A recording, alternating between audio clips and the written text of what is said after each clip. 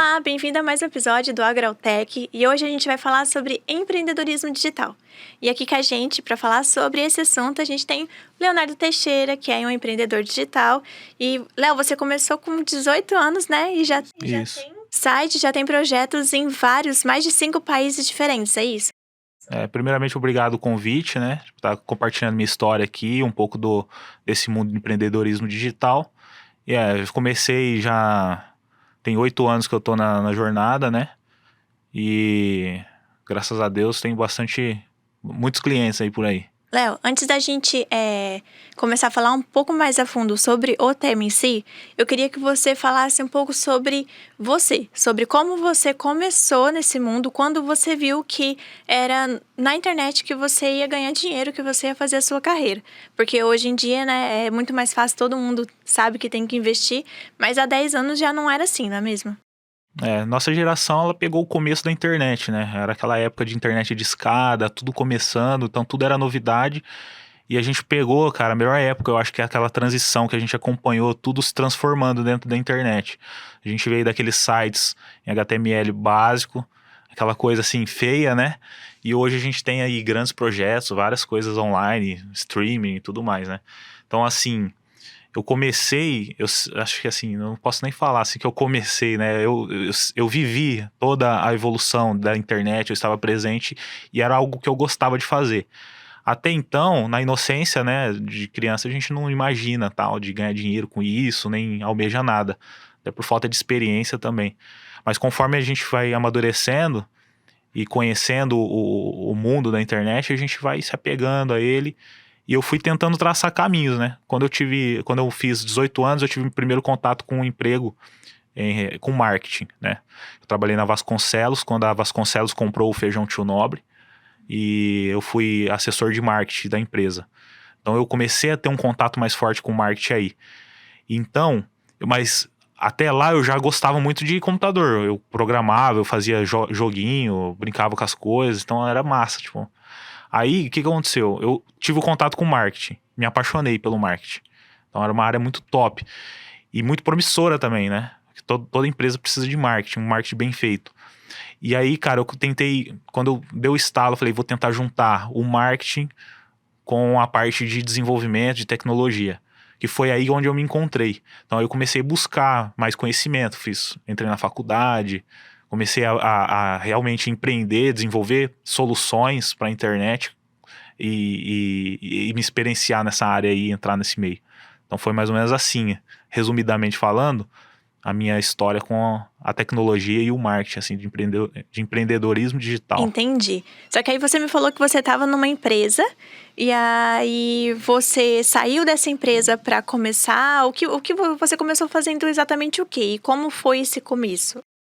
Então, essa empresa, ela me deu muita estrutura, a parte de conhecimento, de vivência, né? Porque eu me relacionava, eu me respondia diretamente pro dono da empresa e pro gerente comercial da empresa. Então era assim, dois grandes cabeças, duas pessoas super inteligentes, que foram meus mentores no processo.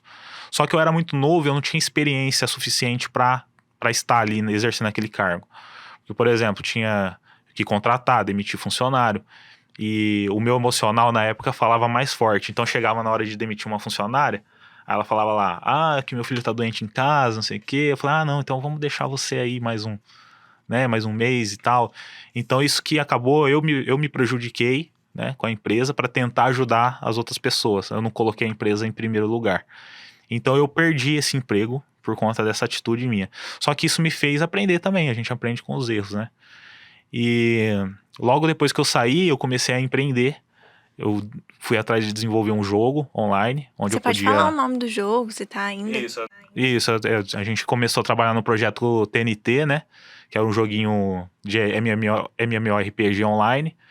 E conheci outras pessoas na internet. A gente não se conhecia pessoalmente. Se juntamos ali, né, no Facebook, montamos um grupo e falamos, vamos desenvolver isso aqui. Então tinha comigo um programador e um designer, e aí a gente foi construindo, né, aos poucos o joguinho. Cara, assim, foi uma pressão muito grande, porque minha mãe, ela nunca, assim, viu a questão da internet como uma forma de ganhar dinheiro. Então, quando eu falava que eu tava trabalhando em casa, vinha aquela, que trabalhando, esse moleque tá folgado aí, tá aí, só de boa aí, né? E não vou criar marmanjo de 18 anos dentro de casa, sem fazer nada, né? Então, eu tinha essa pressão. Foi quando eu pedi pra ela, mãe, me dá 3 meses que eu provo pra você que eu consigo fazer dinheiro aqui. Então, eu pus um prazo pra eu conseguir ter retorno. Então foi muita pressão, cara. Tipo, eu trabalhava dia e noite, às vezes ficava sem dormir vários dias trabalhando pra conseguir concluir o objetivo, né? Depois de 3 meses, já estourando o prazo, eu apresentei o primeiro resultado. Foi o meu primeiro dinheiro online que eu ganhei, que foi R$ 500 que eu ainda tive que dividir com 3 pessoas, né? Mas assim, eu mostrei o dinheiro pra minha mãe, ela desconfiou, tal, falou, senta aqui do meu lado, vamos conversar, tal. Ela falou, cadê a droga? Cadê a droga? Eu falei, não, mãe, que droga? Tem droga nenhuma, não. Não, mas como que você tá ganhando dinheiro dentro de casa, que isso não existe, que não sei o quê, né? Tinha esse preconceito, né? De pessoas de outra geração, né? Não é nem de idade, é pessoas de outra geração. E aí tá, aí fui, sentei com ela, falei, mãe, ó, tá vendo aqui? A gente vende por aqui e tal, não sei o quê, o pessoal compra isso aqui, é isso aqui, vira dinheiro e tudo mais, a gente saca e tudo mais. Aí ela entendeu todo o processo e começou a me apoiar a partir daí, né? E aí, disso pra frente, foi só evolução, né? Entendi. A gente começou a ganhar muito dinheiro com isso. Foi o que pagou minha faculdade também, de publicidade. Foi uma grande aposta, né, Lau? Porque você tava desempregado, com a sua mãe querendo já, né? Muita pressão, cara, muita pressão. Tipo, foram dias assim... Foi aí que eu tive a noção do que é ser adulto, cara, sabe? A pressão, falar, cara, tipo... a vida é isso, velho. Tipo, não... Você tem que correr atrás. Essa é a vida e é a vida de um empreendedor também, né? Você precisa arriscar. A gente começa a solucionar problemas também. A gente começa a ter contato com o mundo real de empreender, que a gente tem que solucionar problemas. A gente tinha um problema com o jogo, que a gente não podia vender o jogo por conta do imposto. O imposto em jogo era 70% na época, quando a gente começou a tentar vender a parada. E aí a gente teve que solucionar isso aí por outros meios. Então a gente colocou o jogo de graça e transformou a parada em um projeto de doação, que o imposto sobre doação é mais baixo. Então a gente colocou um sistema de doação no jogo para quem jogava poder apoiar o jogo. Uma pessoa podia baixar o jogo, se ela gostasse, ela doava. Isso, ela podia jogar gratuitamente. A gente colocou o jogo de graça para jogar. Nessa jogada que a gente teve, a gente conseguiu sair fora do imposto, que era muito alto na venda de jogos eletrônicos, e a gente conseguiu trazer um público novo pro jogo, porque tinha gente que desconfiava por a gente não estar em nenhuma grande, tipo Steam, Epic Games, Epic Store, a gente não tava em nenhuma grande loja, a gente tinha nosso site onde o pessoal podia baixar o jogo. Então assim, a gente colocando o jogo de graça, o cara falou, é de graça mesmo, se for ruim eu apago. Então a gente conseguiu um grande público fazendo isso, colocando o jogo gratuitamente. Isso foi uma jogada de marketing, né? Isso foi com certeza... Foi o primeiro grande problema que a gente teve que solucionar. Assim, não que ninguém faz nada sozinho na vida. Então a gente se reuniu e foi tentando criar. Mas você já sabia... porque, por exemplo, eu fico pensando... Às vezes as pessoas, elas acham que, eu não vou dar de ver um jogo. Ou tem muita gente hoje em dia que quer começar no empreendedorismo digital. Elas acham que elas não vão ter capacidade de criar um site ou fazer alguma coisa, porque é muito difícil. E eu imagino que você, com 18 anos, tenha tido também algumas... Não talvez duvidado, mas tenha sido difícil para você também, porque era muita pressão. O que te fez você começar e falar assim, eu vou conseguir de verdade? A fórmula é essa, você buscar, ser curioso, né? Quando você faz o que você gosta, não tem aquela dor. Aquela como que eu posso falar? Aquela nadar contra a correnteza. Entendeu? Você nada a favor da correnteza quando você gosta do que você faz. Então, quando eu juntei o marketing com a parte de tecnologia, que eu sempre me amarrei a vida inteira, cara, era pra mim virar uma noite pesquisando um problema, era diversão, tipo, eu tava me divertindo. Então, acordar de manhã e ter resolvido o problema que no começo da noite, eu até então era um problema que eu não conhecia, desconhecido, e tá de manhã, perdi uma noite de sono, mas resolvi o problema. Pra mim era uma sensação de euforia, assim, sabe? Era uma parada assim, nossa, consegui, cara, que foda. Eu imagino assim, porque tem os passos, né? A gente lê muito sobre empreendedorismo, porque o Grupo MW, ele vem de um empreendedor. Então, tem uma vertente muito grande de empreendedorismo. E um dos passos é você se cercar de pessoas que estão no mesmo momento que você, que estão na mesma vivência que você. Você menciona que você tinha, né, amigos que você conhecia. Você já conhecia algum deles, sem ser na internet? A gente se conheceu em fóruns. A gente jogava, tipo, os mesmos... Tinham gostos parecidos, semelhantes. E nos fóruns a gente começou a trocar ideia. E se a gente fizesse um nosso, tal? E aí foi crescendo a ideia, vamos fazer e tal. Finalmente deu certo e... Surgiu a ideia. E aí vocês...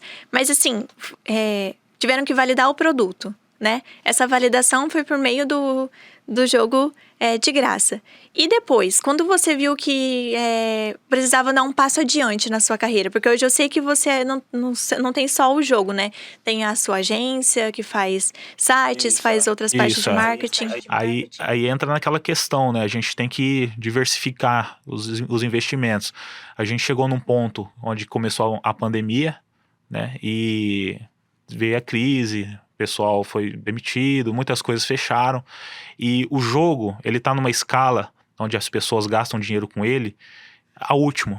Primeiro é alimentação, segurança, e aí tem várias outras prioridades, né, para a pessoa gastar o dinheiro do que no jogo. Então, a pandemia, apesar de ter tido muitas pessoas, as pessoas estavam em casa, né, estavam ali para jogar e tudo mais, mas como o jogo era gratuito, eu não vendia o jogo. E o que as pessoas doavam, elas deixaram de doar, porque elas tinham que dar prioridade para outras coisas na vida, né? Como o dinheiro estava mais curto, então o jogo parou de dar a renda. Nisso eu já estava com a empresa, com a agência. Então, assim, a parte de diversificar os investimentos, tanto na parte de empreendedorismo, na parte de empresas, na parte de finanças, é muito importante também, né? Porque se uma coisa vai mal, você tem a outra que sustenta. Mas como você consegue classificar? Aonde você vai colocar os seus... Qual cesta você vai colocar os seus ovos? Como você classifica isso para quem tá passando por esse momento que não pode colocar todos os ovos numa cesta só? Aí vai de cada um, né? Assim, eu não sou especialista em finanças para falar onde que a pessoa colocar o dinheiro, mas ela tem que observar, primeiramente, o que ela gosta de fazer, o que ela está fazendo atualmente, se ela está satisfeita com o que ela está rendendo, né, com o emprego dela ou com a empresa dela, e começar a diversificar aí. Quais ramificações que podem sair de uma pessoa que mexe com tecnologia? A gente tem área de jogos, a gente tem área de sites, de sistemas, de aplicativos, tem N formas. Até mesmo a área educacional, né, que cresceu muito nos últimos anos, parte de curso online, né? Então, assim, eu ainda não fui para essa área, mas talvez um dia, se fizer sentido pra mim, talvez eu entre também. Então você sempre tá aberto a novas possibilidades, você não se apega a uma coisa só? Isso, mas assim, eu sempre procuro algo que faça relação com o que eu já faço hoje.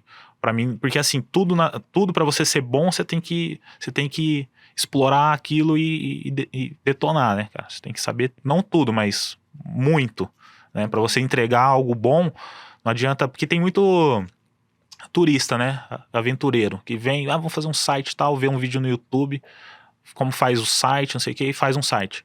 Tá, mas aquele site lá, se você pôr, você não consegue vender um site daquele, tipo, de YouTube. Tem muita coisa por trás que um vídeo só não consegue te prover. Eu ia chegar nessa parte, que hoje em dia a gente tem muitos conteúdos na internet.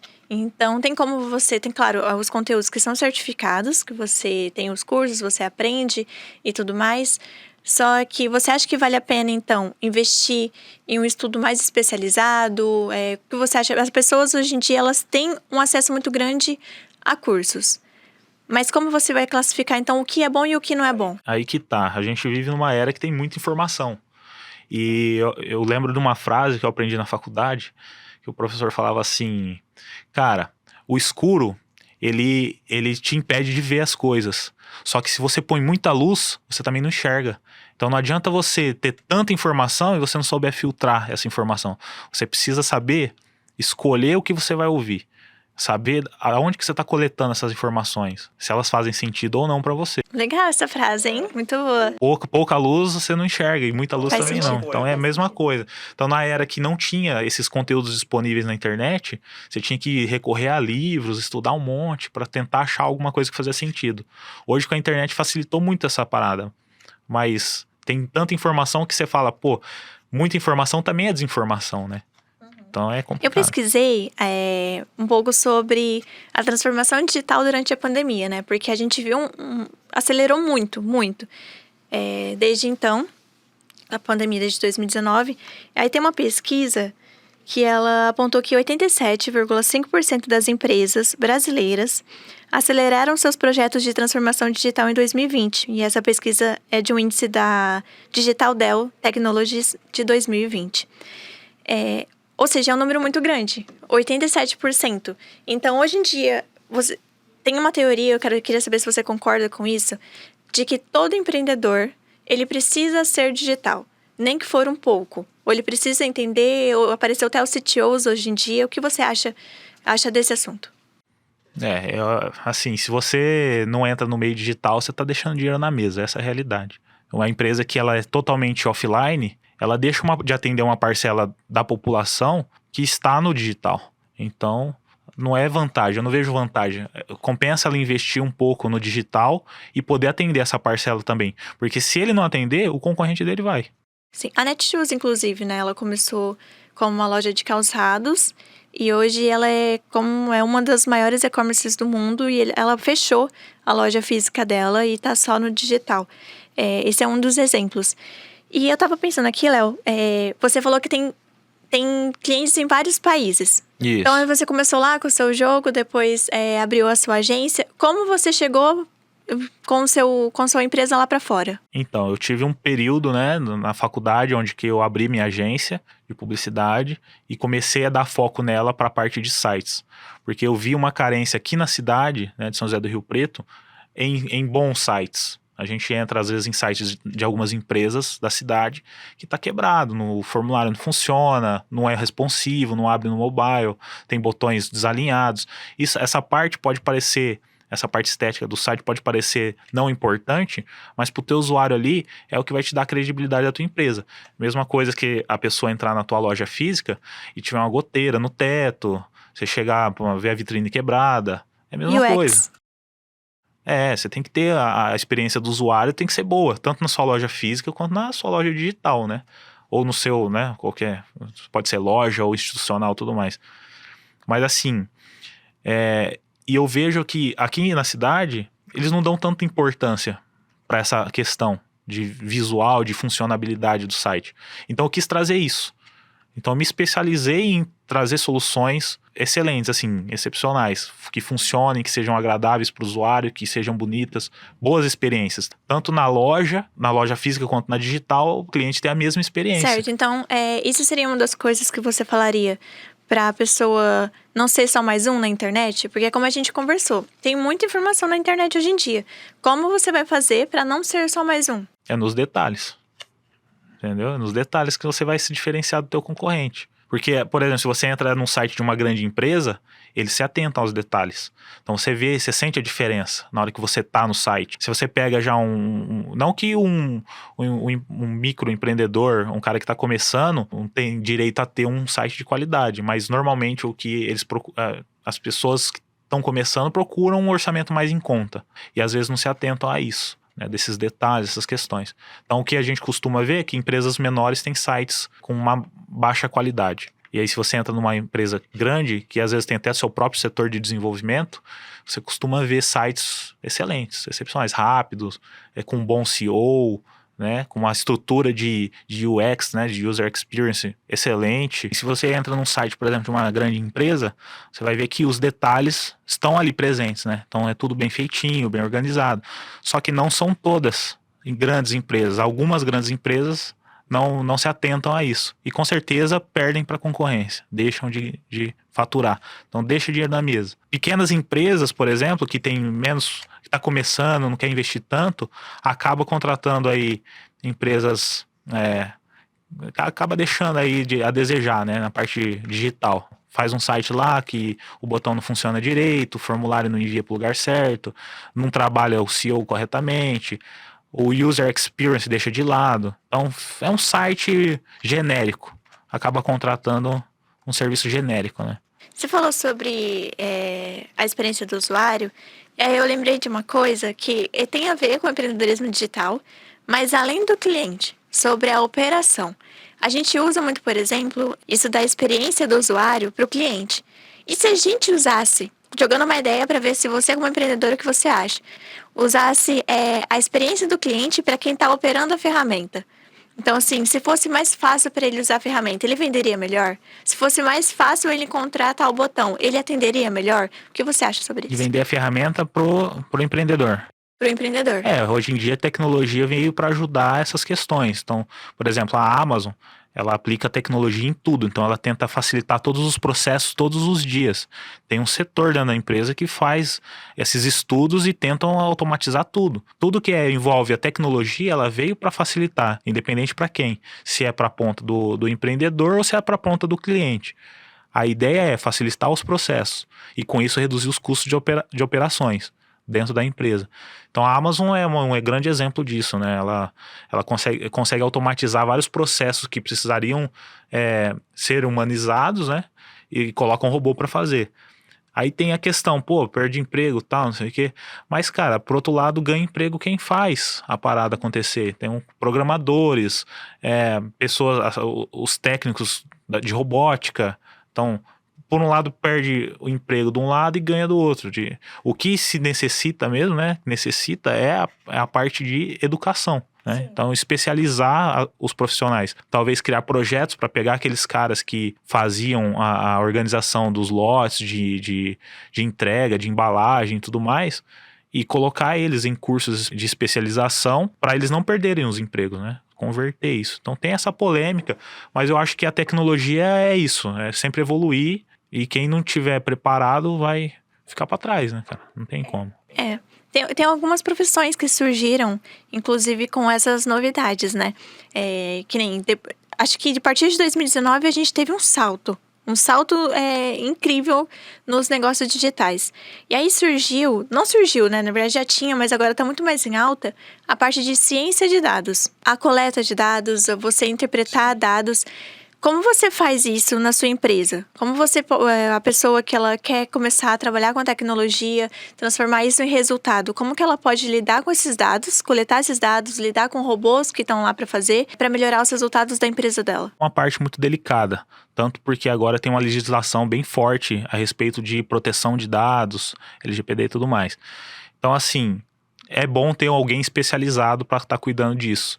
Porque se houver algum problema, a questão jurídica vai pesar muito para aquela empresa. Pode ser até o risco de levar à falência uma empresa de médio porte, por exemplo, né? Sim. Questão de tratamento de dados. Então, ter um profissional especializado na área para ser um DPO, né, que é o profissional que cuida dos dados ali de tratamento, é excelente. E se tiver um outro profissional que saiba ler esses dados, analisar e trazer sugestões para melhoria no negócio, melhor ainda.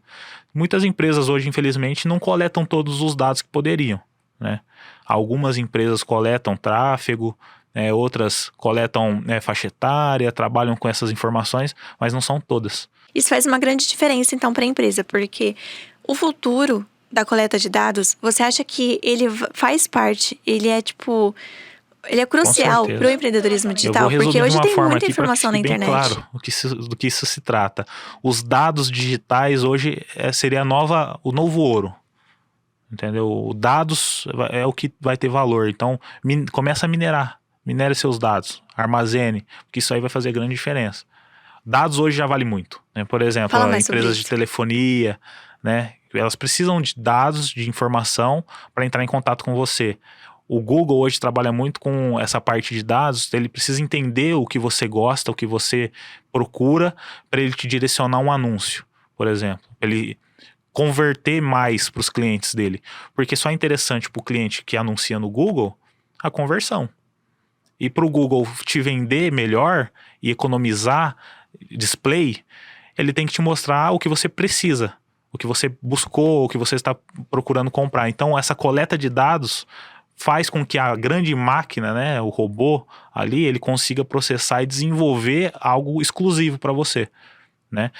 Por isso que já veio a parte de legislação para tentar regularizar isso, para não tirar o direito de privacidade das pessoas, porque as grandes empresas como Google, Facebook estavam muito invasivas em relação à coleta de dados. Então veio a LGPD, tentou regularizar isso de certa forma, agora expandiu para todas as empresas, não só as grandes. Então agora tudo você tem que dar autorização para as empresas para elas poderem usar os seus dados e compartilhar com terceiros para poder fazer esse direcionamento de anúncio e tudo mais na internet aí. Então a gente falou aqui sobre uma das principais características do empreendedorismo digital, sobre o futuro do empreendedorismo digital, que é essa parte de dados, se atentar aos detalhes, principalmente na experiência do usuário, e o network, A parte onde do ele network fica. é essencial, né? Acho que é um dos mais... É a chave do segredo, é o segredo do sucesso, né? Porque assim, o digital ele veio para conectar as pessoas. Então é uma grande rede, que nem fala web de teia, uma teia global de contatos e relações. Então assim, se você é uma empresa que você tem um bom networking, você com certeza vai ter mais abertura para novos negócios. Isso é muito importante para você fazer a longo prazo e construir uma empresa sólida. Então, relacionamento é o segredo. Você tem que ter um bom relacionamento, um bom network, conhecer pessoas e estar sempre ali. Até mesmo para troca de informações, evolução, melhoria na tua empresa, no teu negócio. Você acha que foi o networking que transformou a sua vida? Junto com a tecnologia, Com Léo? certeza ele teve um papel muito importante. Até mesmo para eu internacionalizar a minha empresa. Eu só consegui vender para fora do país quando eu consegui fazer um networking lá fora. Sem abertura, eu não tinha como vender lá fora. Ninguém me conhecia, como é que eles iam acreditar em mim? É isso, Você eu já levei foi minha pra empresa fora para fora, eu fiquei com a sua empresa? 3 meses, né, nos Estados Unidos, onde eu conheci uma outra agência de publicidade lá, e lá, por incrível que pareça, eu me deparei com um cenário bem parecido com o de Rio Preto. Grandes empresas e pequenas e médias empresas com problemas com site, com problemas no digital, problemas graves até, em relação à regularização da LGPD, por exemplo, de user experience, sites assim, antigos, da época do dinossauro, uma parada bem louca mesmo, assim, que eu fiquei surpreso. Falei, caraca, tipo, essa empresa aqui tá em tudo quanto é outdoor da cidade. Tá pra todos os lados. Passa um ônibus, tá a empresa ali. O site estampado. Aí você entra no site pelo teu celular, ele não abre. Aí eu fico imaginando, cara, o quanto que essa empresa não gastou para imprimir o site dela em todos esses lugares, no offline, e pra pessoa entrar no site e se deparar com isso, tipo, tá Perde a perdendo venda dinheiro, ali, né? cara, tá deixando dinheiro na mesa. E é uma empresa grande. Será que ninguém pôde assessorar essa empresa corretamente pra ela fazer o certo? E aí eu fico imaginando, cara, eu fiquei imaginando, quando eu cheguei lá, né? Falei, cara, tem espaço. Você estuda o mercado. Eu dei uma analisada na região onde eu estava, né? E falei, cara, será que isso se repete com outras empresas? Então, todo lugar que eu via site, que eu podia acessar, eu tentava acessar para ver o que tinha ali. Para sentir como que era o ambiente. Então, ninguém dava muita atenção aos detalhes para site, para o digital. Foi quando eu encontrei essa pessoa de uma agência de publicidade lá, chamada S3 Market Solutions, onde o foco da empresa era LinkedIn. Era relação, era networking, o foco da empresa. Uma rede social muito em E alta, lá que fora tá mais numa ainda. crescente muito grande. Lá é muito forte. A relação de negócios lá é tudo LinkedIn, né? Então a empresa dela era tipo 80% LinkedIn, 20% o resto. Foi quando eu entrei como parceria. Falei, vamos fazer site e tal. Ofereci, conheci a pessoa, foi uma indicação, né? Fizemos uma reunião muito promissora, e aí a gente fez... Pra eu poder entrar, eu não podia cobrar. Falei, eu vou fazer um site de graça. Se você gostar, a gente continua. E foi a pressão aí de deu novo. certo. Aí foi aquela pressão, porque lá tudo pra ontem. Nos Estados Unidos, o pessoal, eles querem as coisas muito rápido. Ninguém quer esperar por nada lá. Então, cara, vamos fazer. Corremos, fizemos o site, entregamos pra cliente, tivemos problema. Tipo, a cliente era complicada, tudo mais, queria tudo pra ontem. E eu tava num lugar assim, internet ruim, condições de trabalho não eram as melhores, né? fui correr atrás de corrigir o problema. Corrigir o problema deu certo, fizemos outros projetos, eu estando lá ainda. Aí veio a questão da pandemia também, eu decidi voltar, porque estava fechando as fronteiras, né? Então eu falei, vou voltar e eu continuo aqui. Aí fizemos a parceria e hoje até hoje, faz 2 anos aí que a gente tá... Que eu faço o site pra fora. Eu vi uma publicação no seu Instagram que vocês ganharam um prêmio, né? Me conta mais sobre isso. A nossa agência lá, S3 Market Solutions, a gente ganhou o top 10 da Martech. É uma revista de tecnologia e publicidade dos Estados Unidos, que a gente ficou em top 1 de agência revelação na pandemia. Legal. Porque a gente trouxe uma fórmula de ajudar pequenos negócios com os detalhes que a gente comentou mais para trás, onde a gente desenvolvia sites de alto padrão com tecnologia necessária para o cara rodar o negócio dele no digital. Então eram empresas que estavam quebradas, que não tinham dinheiro para pagar por um grande projeto. Então a gente confiava nessa empresa, vendia o site e na hora que estava rodando, a empresa acertava com a gente. Então, tipo, a minha sócia, né, que eu chamo ela de sócia, né, ela foi lá, deu palestra, tudo, ela me representou lá, representou toda a equipe, né, e é assim, a gente trouxe soluções para ajudar as pequenas empresas na pandemia. Então foi esse o prêmio, foi relacionado a isso, a essas soluções mesmo de marketing. Porque é caro, né, cara? Se você for pegar para fazer uma grande estrutura, você vai gastar. Se a empresa não pode gastar, como é que ela faz para sobreviver? Então foi mais ou menos isso. Léo, pensando aqui sobre a sua trajetória, né? É incrível pensar que você lá atrás, com 18 anos, ganhou R$500 que tinha que dividir em 3. E aí, depois de todo esse tempo, foi para fora do país, fechou o contrato com uma agência internacional, ganhou um prêmio lá fora. Como que é isso na sua cabeça? Cara, a visão fala assim, bom, a gente tá no caminho certo, né? Temos muito a que conquistar ainda e é muita luta. Você tem que estar todo dia, tem que gostar do que faz. Se você gosta do que você faz, você faz com vontade, você não liga de passar umas horas a mais, virar uma noite. E esse é o diferencial da coisa. Você tem que gostar, você tem que ter a garra, a vontade, né? Eu gosto de falar assim, você tem que ter fome. Porque, por exemplo, não adianta você ter tudo na mesa ali, um banquete servido ali, se você não tem a fome para comer o banquete, você não aproveita. Você tem que ter a fome para você aproveitar do banquete, comer e sentir o gosto da coisa. Então você tem que ir atrás do que você gosta, do que você sente, que você acredita. Vá atrás do que você acredita. É isso. E o filme que passa na minha cabeça, cara, fala, a gente erra, a gente acerta, mas o importante é que a gente está fazendo o que gosta.